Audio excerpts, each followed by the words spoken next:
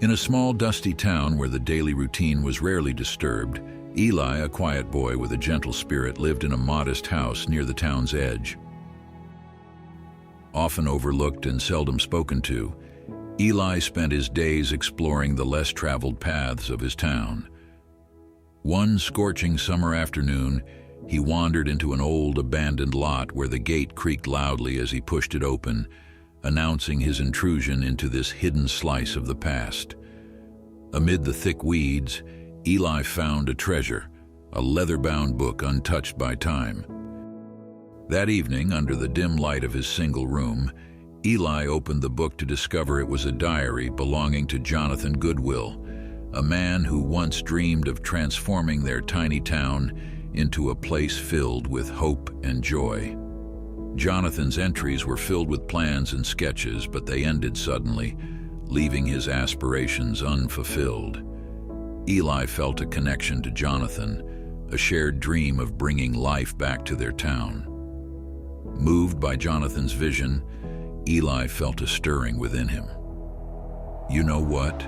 he thought to himself. "Maybe, just maybe, I can bring this dream to life." His heart was full of hope as he closed the diary, resolved to step forward in faith to revive Jonathan's plans and bring new life to their town. As curiosity overcame him, Eli decided to learn more about this forgotten man who once dreamed big for the town. The next day, he started asking around. Most people shrugged, barely remembering the name. However, old Mr. Simmons, the librarian, had a spark of recognition in his eyes. "Jonathan Goodwill," Mr. Simmons mused, tapping his fingers on the dusty counter. He was a visionary, wanted to build parks and places for families to gather. But the community then did not buy into his vision because it was too expensive. Mr. Simmons sighed, looking out the window. He said, "One day Mr. Jonathan left and never returned." Eli's heart raced. This was his chance to do something, to be someone. He asked Mr. Simmons if there was anything else left of Jonathan's plans. With a thoughtful nod, the old man pulled out a large, dusty blueprint from behind the counter. The blueprint was detailed, showing a small park with benches, a fountain, and even a playground. Eli's mind raced with possibilities. He could try to finish what Jonathan started. But how? He was just a boy, and he had no resources to accomplish this. Eli prayed and asked God for favor so this dream can come to pass. Determined, Eli spent the next few days talking to everyone he could. Most laughed off his ideas, but a few saw the fire in his eyes and offered to help. Mrs. Clara, the baker's wife, promised some money from the bake sale. Mr. Jacob, the carpenter, offered to supply wood. With a small group of supporters, Eli planned their first project meeting. He felt a wave of nerves as he stood in front of the town hall, his voice barely above a whisper. But as he spoke about Jonathan's dreams and his plans, something incredible happened.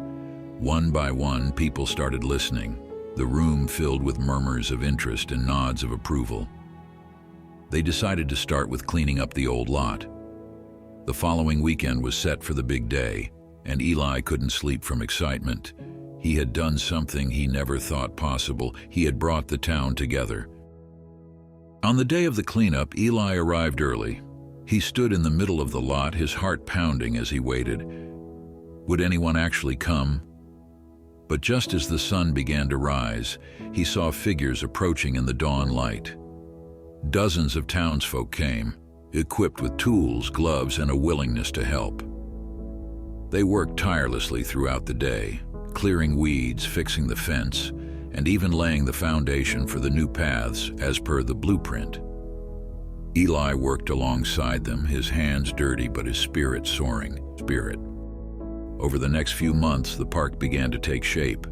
Eli was there every day, directing, helping, and sometimes just marveling at how much they had achieved. The town was changing, and so was he. From a boy who felt like a nobody, he had become the heart of this project, a leader. On the day of the park's opening, the whole town gathered. Eli looked around at the smiling faces, the children laughing on the new playground, and the old folks relaxing on the benches.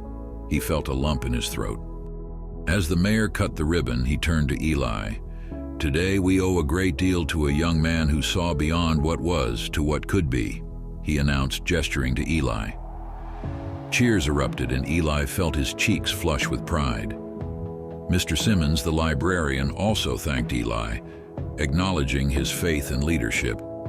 "This park stands as a testament to what faith and unity can achieve," he declared. As the crowd applauded, Eli felt a profound gratitude. Standing in the park surrounded by joy and laughter, he realized how far his faith had brought him, from a forgotten boy to a cherished leader. That night, sitting quietly on a bench under the stars, Eli opened Jonathan's diary once more. "We did it, Jonathan," he whispered. "With a little faith, we really did." He closed the book, knowing this was only the beginning of what faith could accomplish in his life and in the lives of others. As the seasons changed, so did the park. Trees grew tall, flowers bloomed, and the laughter of children filled the air. Goodwill Park became the heart of the town, a place of gathering, joy, and community spirit. Eli, now a young man respected and loved by all, continued to lead with humility and faith. His journey from the forgotten edges of town to the center of community life inspired many. Years later, Eli sat on a bench in Goodwill Park, watching families enjoy the space he had helped create. Beside him was a new diary filled with his own plans and dreams for the town's future. As he wrote, a young girl approached him shyly. "Mr. Eli," she said, her eyes wide with curiosity, "how did you make all this?" Eli smiled, closed his diary, and looked around the park. "Well," he began, his voice soft but filled with a deep certainty, "it all started with a dream, a lot of hard work, and a whole lot of faith. Do you have a dream too?" Nodding eagerly, the girl sat beside him, her mind buzzing with ideas. As Eli listened, he realized that this was how legacies were built, not just through the projects completed, but through the sparks of inspiration passed on to the next generation. The park buzzed with activity as the sun set, casting long shadows over the benches and playground. Eli stood up, stretched, and took one last look around before heading home. He knew the park was in good hands, and with each new dreamer like the young girl, his town would continue to flourish. In the quiet of the evening, Eli's heart was full. From no one to someone, and now a mentor to many, his story was a testament to the power of faith and the impact one person can have on a community. As he walked away, the pages of his diary fluttered in the breeze, each page a reminder of where he had been and the endless possibilities that lay ahead. If you've been inspired by this story and you'd like to see more about how faith can transform lives, don't forget to subscribe and share this video. Let's spread the message of hope and transformation far and wide.